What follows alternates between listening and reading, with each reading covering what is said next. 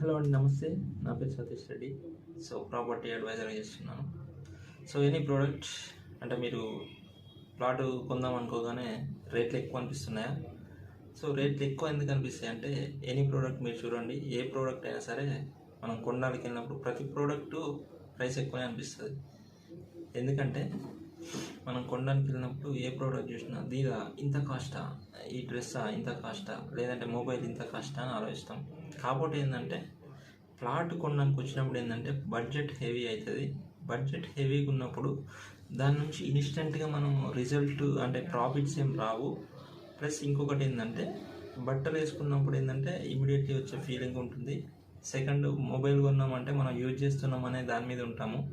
అందుకని అవి ప్రీమియం ఉన్న డబ్బులు ఎక్కువైనా, ఇప్పుడు 1,50,000 అయినా 2,00,000 అయినా పెట్టి మొబైల్ కొంటున్నారు.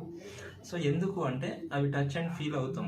అయితే ఇమీడియట్లీగా మనకి ఇన్స్టెంట్ ప్రాఫిట్ కనిపిస్తలేదనే ఉద్దేశంతో మనం ఓపెన్ ప్లాట్ మీద అంతా మనకి ఇంట్రెస్ట్ అనిపించదు.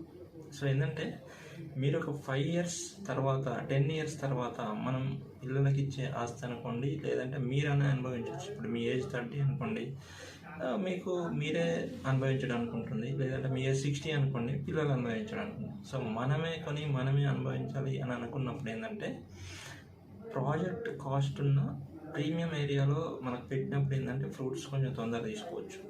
లేదు తక్కువ బడ్జెట్ ఉంది, మనం ఎక్కువ ప్రాఫిట్ తీసుకోవాలంటే లాంగ్ టర్మ్లో ఉన్న దగ్గర ప్రాజెక్ట్ తీసుకుంటాం. సో ఇది ఆలోచించండి ప్రాజెక్ట్ ఏదైనా ప్లాట్ అన్నప్పుడు. ఎందుకంటే రేట్స్ ఆబ్వియస్లీ ఎప్పటికైనా కొనే వాళ్ళకి ఎక్కువనే ఉంటుంది. ఈ థింగ్స్ ఆలోచించి మీరు డెసిషన్ తీసుకోండి.